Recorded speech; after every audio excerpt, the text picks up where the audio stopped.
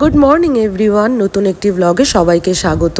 তো কালকে আমি যেমন ওপরের ঘরটা গুছিয়ে নিয়েছিলাম, কালকে যেমন ওপর ঘরটা গোছানোর পর আর নিচের ঘরটা গোছানোর সময় হয়নি, আজকে কিন্তু আমি নিচের ঘরটা পরিষ্কার করে নিচ্ছি। কারণ উপর ঘরে এসি টেসি থাকলেও আমার কিন্তু নিচের ঘরটাই খুব প্রিয়, কারণ উপর ঘরটাই রিসেন্ট 3-4 বছর হয়েছে।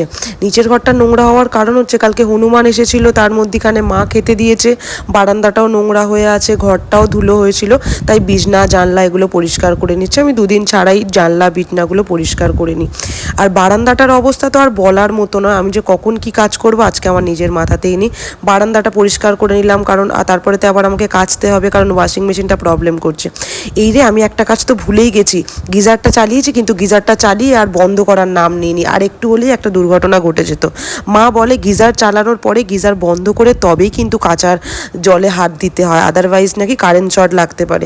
মা যেমন বলে তেমন শুনি, কাছে ব্যাপারে আর কথা বাড়াই না, কারণ জিতে মাই যাবে, আমি সেই হেরেই যাব, কারণ তর্কে মায়েরাই যেতে। আবার সেটা নিয়ে কথা বললে বলবে মায়ের ওপর কথা বলছিস, তাই আর বলিনি।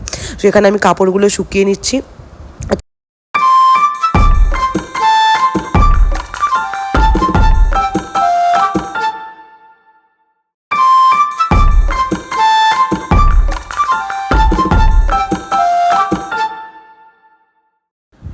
এখানে অলমোস্ট আমার জামা কাপড় শুকাতে দেওয়া হয়ে গেছে। জামা কাপড় শুকোতে দেওয়ার পরে আজকে তোমাদের আমি ছাদে নিয়ে যাব।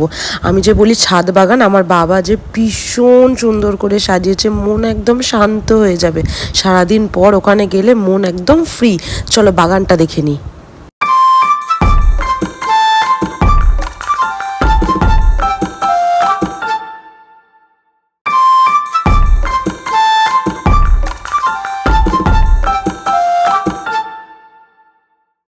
বর্ষাকাল না, তাই পাতাগুলো একটু জঙ্গল জঙ্গল হয়ে গেছে। এবার নিজের খেয়ালে তো কাটতেও পারছি না, কারণ বাবা রেগে যাবে। এখানে আমি কটা বেগুন তুলে নিয়েছি, আর চিচিংয়েও হয়েছে। পরশু দিনকে বাবা অনেকগুলো চিচিংয়ে তুলেছে বলে আমি আর তুললাম না। তো এখানে আমি আমার সকালের ব্রেকফাস্ট নিয়ে বসে গেছি, মায়ের 1 গ্লাস দুধ আর আমার 1 গ্লাস। আর আজকে আমাদের বাড়িতে সব থেকে বাজে মাছ রান্না হয়েছে, সেটা হচ্ছে ভোলে মাছ। আমি একদম খাই না। আজকে যেহেতু দুপুরবেলা ভালো করে ভাত খাইনি, তাই কিন্তু সন্ধেবেলাতে আমার এইসব উল্টোপাল্টা খেতে ইচ্ছা করে। সন্ধেবেলা এমনিই আমার উল্টোপাল্টা, যেন কোথায় ফিশ ফ্রাই, কোথায় ফিশ কাটলেট, এসব আমার খেতে ইচ্ছা করে। তাই আর যেমন ভাবা তেমন কাজ। আজকে আমি চলে গেছিলাম স্টেশনেতে ফুচকা খেতে।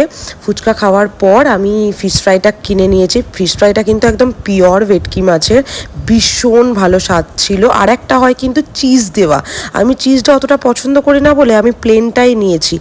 আমার কিন্তু খেতে দারুণ লেগেছে। তোমাদের কেমন লাগে সেটা কিন্তু আমাকে জানিও।